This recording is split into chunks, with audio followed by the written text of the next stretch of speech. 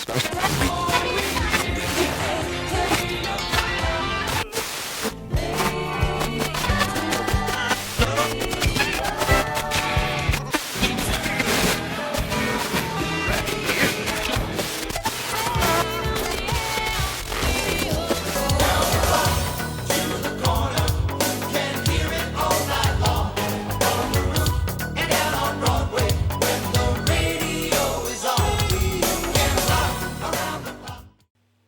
Hey everybody, TC Kirkham here, TKR Video Central. Welcome to Permanent Airwaves this week. This week's going to be an all-me show. I wanted to take a time to share with you an experience I had in the late 90s that was my true dream job, and it was involving radio, a new form of radio. Back in the mid-90s, as computers started entering most households, somebody somewhere got the smart idea of encoding music and sending it over the new thing called broadband. It was brand new back then. And they called it internet radio. It wasn't really radio. It didn't transmit through the airwaves. It transmitted through cable or any other connection you had. Wasn't easy to listen if all you had was dial-up at the time, and that did describe about 50% of Americans. Now, I was lucky enough to get broadband in 1998, I think, with our cable system, and that made it a lot easier. At the time I started working for the company that I'm about to talk about, I was working for Transworld Music. Transworld Music is the chain now owned by Sunrise Records in Canada. At the time they owned Record Town, Tape World, Coconuts Movies and Music, and I'm trying to remember which one it was. We owned one of the video stores too. I think it was Saturday Matinee, but that might have been Sam Goody. It might have been the other one. I can't remember the name of it because I never worked for that part of the chain. At the time I was based in Swampscott, Massachusetts, working as a buyer and assistant manager at a coconut store. And my district manager was a man named Rich Chadwick. Rich Chadwick was an innovator, a pioneer. He had already, when he was a teenager, done all kinds of stuff for the local Saugus, Massachusetts cable system. My wife and Rich went to school together. He was a couple years behind her. She really didn't know him there. But he had done all kinds of stuff for the cable bulletin board channel they had on what was then Continental Cablevision, I think it was. Later became Comcast and Media One in between. Rich had been working as a district manager for Transworld for some time, but he also had a side business called The Sound Connection, where he was doing DJ work. He and his wife, Tanya, or his fiancée at the time. And they would go out there and do that stuff, and eventually he decided to jump full feet into work with his computer stuff, and he founded a company called Media Management. And he was in the store one day, because Media Management was based in Salem, which was right next door to Swampscott, and he came in the store one day to shoot the bull with old friends, and mentioned that he had started an internet radio station called discjockey.com. It was interesting. It was actual. There was one live request channel that had a program where you could request songs and it would eventually work its way into the playlist. And he had a bunch of hour-long music programs on several different topics. And we got to talking, and he said, "Hey, I'm going overwhelmed with this. It's just me and a couple other people working. I need someone to control the music. Would you be interested in the job?" Oh, hell yes, I was interested. I was making barely over minimum wage doing what I was doing, and Rich offered to match my salary and be in line for a big raise in the near future when they expanded and went, got some capital coming in. So I turned in my notice with Transworld and I talked it over with Kim, and she said, "This sounds like something you really want to do. Let's do it." So I did. I left Transworld, jumped full head on into media management and discjockey.com, and didn't look back. In the next 2.5 years were truly 2.5 years minus a couple months of the best job I've ever had. It was my dream job. I enjoyed it immensely. Rich was president of the company. He had a wonderful person working for him as business manager named Norman Hawley. His sister-in-law, Carrie DeChara, was in charge of sales and traffic and asked me to take on the title of music director. I didn't realize I'd be getting into a bunch of friendly arguments with Rich over the next 2 years because he wanted to do traditional radio on the internet. I wanted to do so much more. I wanted to do traditional radio, but I also wanted to think outside the box and bring in all these other channels and take all of the stuff he had and eventually go live with them, expand them from 1 hour, longer than 1 hour, and just really have fun with it. Now, this is in the days before MP3s, so we had to literally make I believe we were using real media or wave files at the time. Everything had to be put on one track, so I had to manually mix shows for an hour or whatever. And it was a long, hard job, but with Rich's help, I started building contacts with labels, with independent artists, with all kinds of stuff. And we eventually had been based on the second floor of the Kerr Leathers building in Salem, Massachusetts. And a year or so, not quite a year after I joined, we moved into our first of what would be 2 offices eventually at the industrial park in downtown Salem, right near Pickering Wharf. Had a much larger studio, much larger office, and it was really amazing. Internet radio, we were one of the first 4 pioneers. There was broadcast.com, there was spinner.com, there was discjockey.com, and a fourth one I can't remember the name of for some reason. But it also was, they were doing basically the same thing we were. Those 2.5 years were some of the best fun I've ever had in my life, and now I'm doing it on my own channel. I'd like to do it where I could do it for profit, but I can't because regulations were written in the late 1990s about that, so we have to be very careful with it. But at the time, there were no regulations. The labels were going crazy with, we're not getting our money. Oh, give me a break. The greediest companies on the planet are Hollywood, record labels, movie studios, television networks. Absolutely the greediest businesses on the planet. We didn't make our $430 million profit this year. We missed it by $2 million. Poor baby. Anyway, now I know I'm being sarcastic, but we started it off. Rich had already had the live request channel, which was current hits, and about 30 on-demand channels that each ran about an hour. And when I came aboard, I started making some new channels. He had a wonderful channel called Jukebox from Hell, which was 70s tunes, and he and I differed on that. He wanted to do, he's like, wait a minute, we're changing this. And I'm like, well, yeah, you want Jukebox from Hell, you want 70s tunes that people heard on the radio. This is all classic rock stuff. This is not Jukebox from Hell. That's something entirely different. We went round and round on that, but ultimately he did let me do what I wanted to do. It was basically a case of, you gave TC the director of music title, now let him direct, and he was like, I don't wanna. But we had a lot of fun together.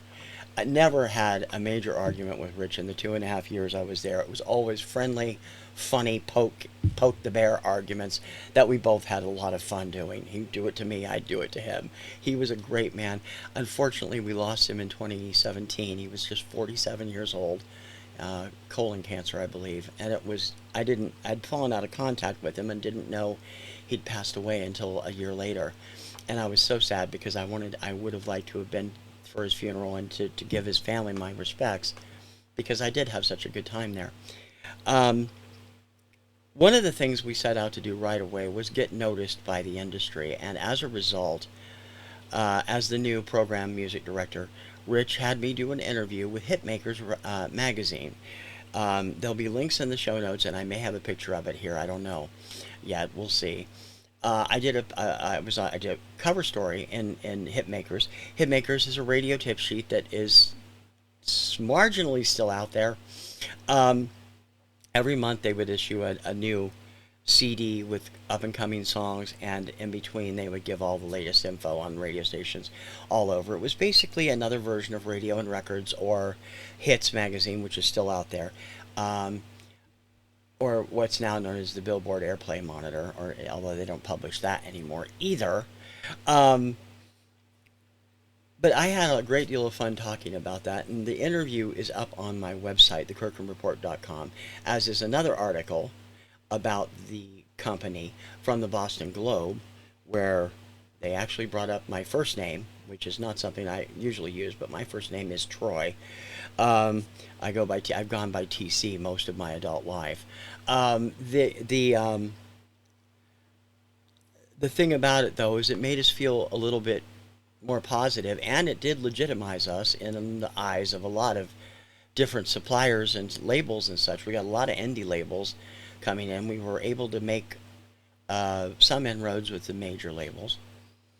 And after the fact, as the company started growing at the industrial park, we were on the fourth floor. Uh, Rich kept that office as a office space and moved the studios and production areas down to the first floor in a much larger area. And we had a larger studio. We had a second production studio. We had a large interview area, several offices, a conference room. It was so much more nice. And the bullpen where I was, along with Jackie Sarno, who was started with us as an intern way back at the original. No, she wasn't at the original building. She was in the original when we were still upstairs. And she eventually became director of independent programming. And she was terrific. And anyone else who came in and out of the company, including Barry Scott for a while. Barry Scott is a Boston-based DJ who is known nationally as the host of a syndicated series, The Lost 45s. And Barry was with us for close to a year, um, doing his show on the internet when he was in between stations in Boston. And he was great fun to work with and great fun to know. We also had Scott Lucas, who was doing double duty with us as well as a jock job on WBOS in Boston. And he pulled Brian Kelly in. Brian Kelly had also been doing a couple of different tracking for a couple of different stations, one in Boston and one on the Cape. And technical people came on. Eventually, we had about 30 people working for discjockey.com, and it got bigger and better and crazier all the time.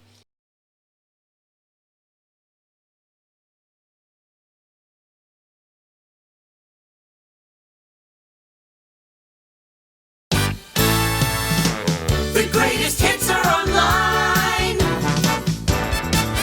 DiscJockey.com.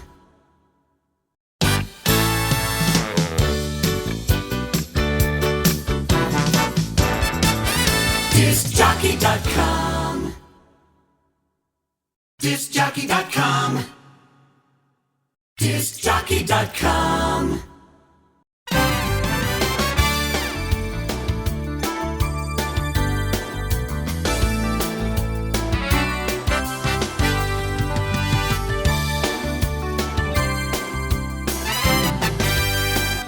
DiscJockey.com.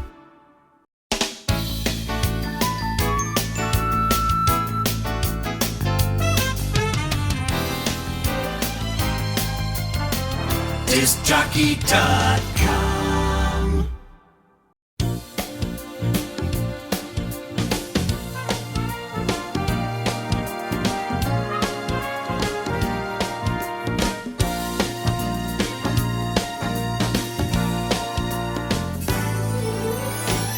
DiscJockey.com.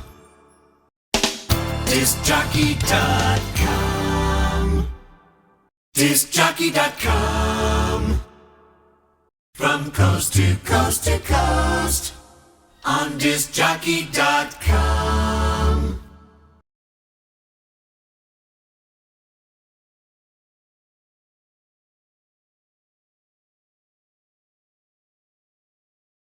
We started with just the one live channel, but by the first couple of months into it, Rich and I were talking, and he's like, we're going to do another live channel. What do you think would go over? And I said, I think the best thing would be 80s music. Everybody loves 80s music. So we sat down and brainstormed and came up with the 80s experience. It launched in, I believe, August or September of 1998 as our second live channel. It did so well that within a month we had launched Sensational 70s as a channel. I was programming them all. We were getting what we could from CDs, but a lot of the music wasn't out on CDs, so we were ripping my vinyl and Rich's vinyl and everybody and cleaning. Our wonderful tech, our head tech, Mike Sepovich, was cleaning it up so it was usable on the internet. They got a lot of music from my 45s. And we were playing music nobody else played.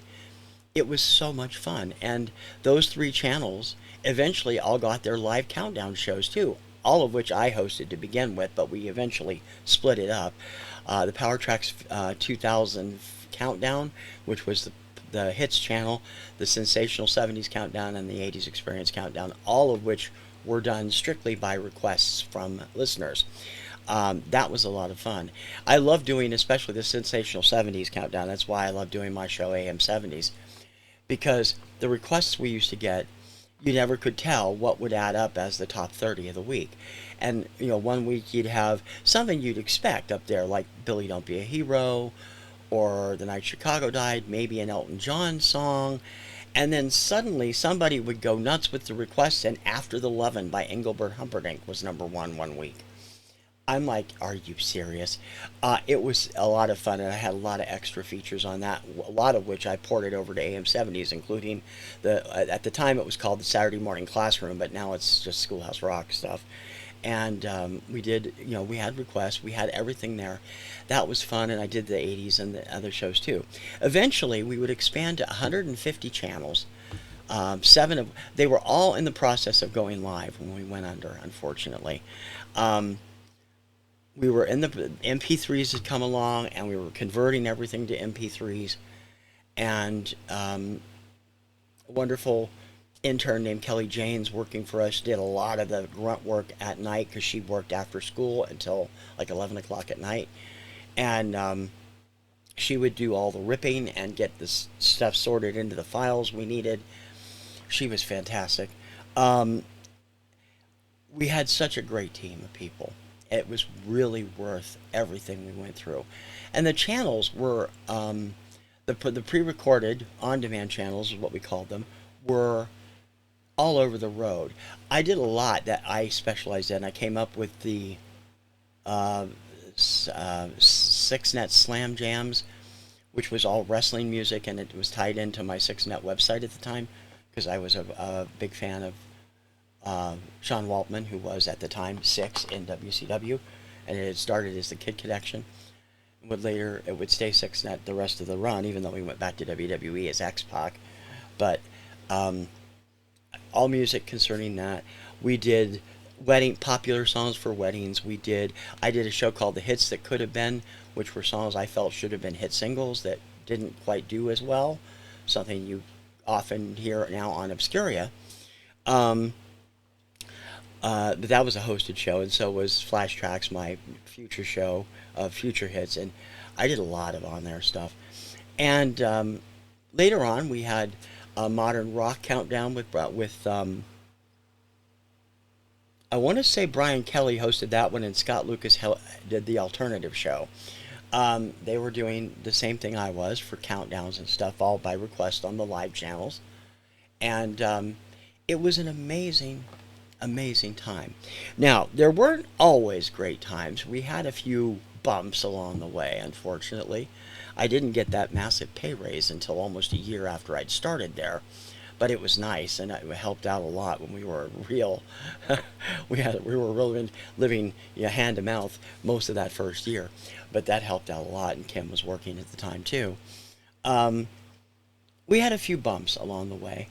At one point, Rich had hired a gentleman from Florida to come up and help out. He was a popular program director down there, and his girlfriend was a Boston DJ. He had originally started in Boston. That didn't work out. He didn't last, I don't think, even 2 months with us because he rubbed everybody the wrong way. He really had no concept of what the company was trying to do. And I'm not going to mention his name. He was a decent person, but he didn't relate well to anybody. And finally, Rich's sister-in-law, Carrie's like, he's got to go, or we're going to lose our whole staff, because people were talking about leaving. Um, so he left. In his place came one of the nicest people you could have ever wanted to meet. A man who had plenty of experience with radio and who was willing to move into the next stage of radio. You guys might have heard the name George Taylor Morris. George Taylor Morris was the host of the nationally syndicated show Reelin' in the Years throughout most of the 80s and 90s. In 1999, at the very end of the year, he jumped on board as DiscJockey.com's programming director, overseeing all of us lunatics that were doing all the music. George was an incredible person. He became a mentor to me. I enjoyed his company immensely. He had tons of stories to talk about in his days in radio. And after Disc Jockey closed, he went to Sirius XM actually first, and then Sirius XM, hosting a number of different things before he passed away in 2009 also, which I didn't find out about till years later, which is a shame because I just absolutely thought he was a brilliant person. But I enjoyed working with him immensely. I enjoyed working with Scott Lucas and Brian Kelly, both of whom have been DJs in the Boston area, and Barry Scott. And we had a bunch of specialty people coming in. We had a wonderful gentleman whose name escapes me, who hosted our show Brazilian Beat. I would sit with him. He would give me the list of stuff he was going to talk about, and I would spin them and then cue him to talk and spin again. It was fun learning about Brazilian music, and it was a lot of fun. We had a jazz man, too, who usually worked with Mike Sepovich on his show. And it was just an incredible time. Um, as I said, there were dips and valleys in the show. We had some lean financial times. And at one point, Rich had attracted an investor. We all had deals where if he were able to go public, we had major stock benefits. And if we sold the company before we before we went public or whatever, then we could get a really good share of whatever the sales price was. We had a group of investors from Cincinnati, Ohio, come in early 1999. They spent a week around the shop watching us work, watching us do what we were doing. They were fascinated. Now, at the time, internet radio was starting to gain buzz, and I believe Live 365 launched around this time, so average people could do one. And they were looking around and they said, damn, you guys have got a great business model. There was a catch, though. They offered $5 or $10 million they offered for the company as an investment. They would own 60% of the company, but they would have, keep the entire staff. Two things got in the way. One, they wanted to move us all to Cincinnati. Now, nobody was even close to idea of that. I had just moved from near Columbus to the Boston area just 6 years earlier. I had no desire to move back to Ohio, and Kim, I don't think she would have enjoyed it. None of the staff was interested. Secondly, they wanted to change the name. Rich was very partial to the DiscJockey.com name. He enjoyed having that because he'd done the disc jockey work before. They wanted to change the name to The Hook. And I think they were thinking, how songs have a hook that bring you in. I just thought it was the stupidest name, and so did the rest of the staff. At the time, it was just the four of us working, so this was before we started bringing in. We had Jackie in as an intern already, and Mike as an intern already before we hired them. But at that point in time, it was Rich, Norman, Carrie, and me as the full timers. And we were all like, God, we don't want to move to Cincinnati, and God, we do not want to change the name of the company. And Rich, God love him, he was like, yep, I agree, screw him. And we stayed justjockey.com and turned down a $10 million investment. Oh man, things were crazy at that time. Because we all would have benefited from that, and it would have been a big help. But it wasn't to be. Um, at the time we closed in September of 2000, we had had another person come on as an investor. He came in mid to late 1999. And he was a decent dude, but he also really had no real idea of what we were doing. He was an entertainment person. He did live venues. He did stuff like that. Very nice gentleman. But it was his money that was going into the company and kept us afloat for the last year we were there. But he had us doing a whole bunch of stuff that really had nothing to do with. We were sponsoring the whole year's concerts at Hampton Beach Casino in Hampton Beach, New Hampshire. One of us would have to go up every week and appear every night, actually, or every other night during the summer, to appear and talk about DiscJockey.com and introduce the acts and stuff. That got tedious. I didn't have a car, so I always went up with whoever's going up. And I mean, it did lead to me getting to interview members of Warrant. Unfortunately, Janie Lane did not join us for the interview. And I was supposed to interview KC of KC and the Sunshine Band, but he blew me off. But we had a lot of great shows up there.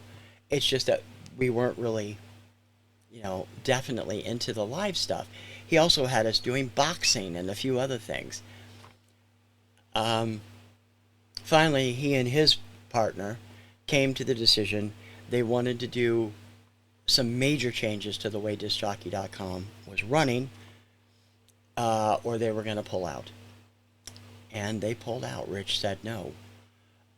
Rich did not like the ultimatums they gave him, which would have involved cutting part of the staff and not finishing the new. They were working on an addition for our channel. We're going to move up another floor, and we would have 6 production booths and all kinds of stuff. They were never finished because they pulled out. Rich said, I'm going to keep it going, and we're going to keep going as best we can. He laid off all the staff on that week. I actually didn't get word about it until 2 days later, because at the time I was working a Sunday to Thursday week instead of Monday to Friday, because I had stuff I was doing on Friday that he agreed to let me do that. So he came in on Sunday afternoon, sat me down, told me what happened on Friday, said, call and get your unemployment on tomorrow. We're not, of course we're not going to fight it, and do that immediately. And it was over, just like that, just 24 hours. I actually continued to work with Rich from home, recording 2 or 3 daily behind the hits type shows, 1 pop, 1 R&B, and 1 country, I think, or 1 oldie. I can't remember. I didn't save any of those. It was a lot of fun, that 2.5 years I was there. But ultimately, the dot-com crunch, the business between Metallica and Napster, and skittish investors, it didn't last. And ever since then, I had started a radio a website at the time I was with Disc Jockey called radiotc.com, where I also wrote a few things and put up some stuff there and connected it back to our Disc Jockey site.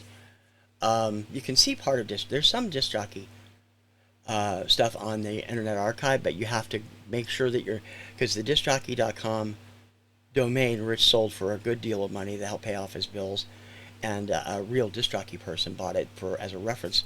So you have to go in there and say discjockey.com Internet Radio, and it will bring you to some of the stuff that was saved from the discjockey.com site. It was 2.5 of the best years of my life. I enjoyed doing what I'm doing now on my channel. I did it 25 years ago with this. Got my name in a major trade magazine on the front cover, even though the picture is absolutely hideous. It was exciting and new, and now, of course, internet radio is everywhere. It's unfortunately led to the demise of traditional radio in many ways, but it was an incredible experience. Now, I have some of the shows that I did on discjockey.com saved. I will be posting a couple of them over the next few days, if they clear. I've got to clear them first because they have, it's copyrighted music.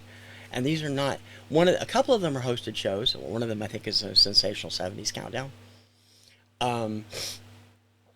And I might have an 80s one. I don't know. I've got a few, and I'm going to post them in the near future connected to this. So you can hear what I was doing back then. And boy, I sound like a novice. I mean, not really, because I'd done some of that stuff when I was in high school. Not officially, but, I'd done it. I've been a fan all my life. So I'll post some of that, and you can.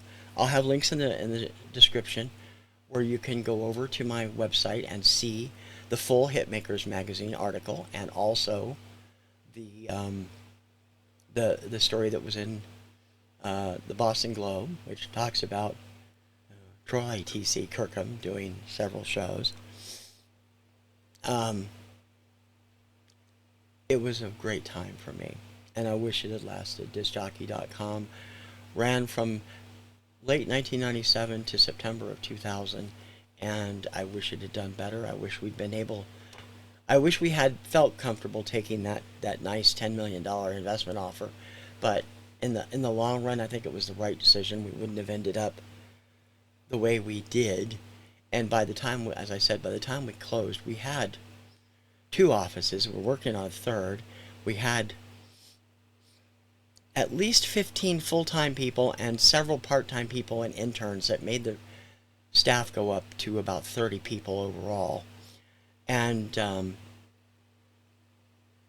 12 of our channels were live at the time we closed, instead of just the one when I'd started a year and a half earlier.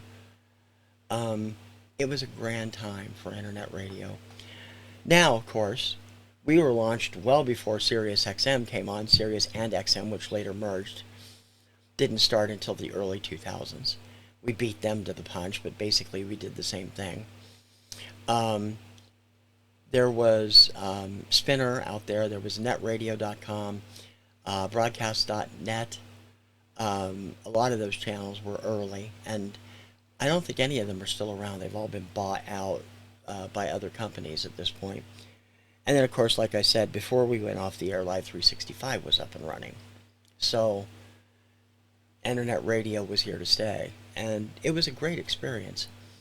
And I've had my own channels since then on Live 365, all of them. I'm still planning to do one for this channel eventually. Prices have gone way up in the last few years because of the changes in the laws and stuff regarding copyrights and stuff. But I do plan to eventually get a channel running, and it's going to be the TC Top 40 type stuff that I do, not your typical Top 40. If you heard my Power Tracks Countdown when it was on 2019, and we'll be coming back in December, November or December, it's a lot different from the charts. But then again, the whole Hot 100 has changed so much in the 20 years since internet radio started and since streaming started, and it's no longer a reliable source for music. Chart-wise, you have to look to the airplay chart for that now. So much so that AT40 uses the airplay chart on Ryan Seacrest's version of the show. Back then, you didn't really need that. You had the Hot 100, the Bible of the music industry. Anyway, I've rambled enough. I hope you'll check out the history of Disc Jockey and the stuff I'm going to have on the website. I have an article I wrote there years ago about it too. And because it was an important time of my life, and you want to know who I am. That was a big part of where I am now. And it was so much fun, and I will never forget it. And I hope that you will enjoy looking at what I have to offer there. Next week, hopefully next week, but soon, we'll be back with more interviews. I've got several more things lined up, and we will get more into traditional radio, terrestrial radio, another gentleman who's into internet radio, and all kinds of other stuff, all surrounding the phenomenon of music on the radio, which is what Permanent Airwaves is all about celebrating. Until next time, for Permanent Airwaves, I'm TC Kirkham, TKR Video Central. I will see you on the interwebs. Ciao, baby.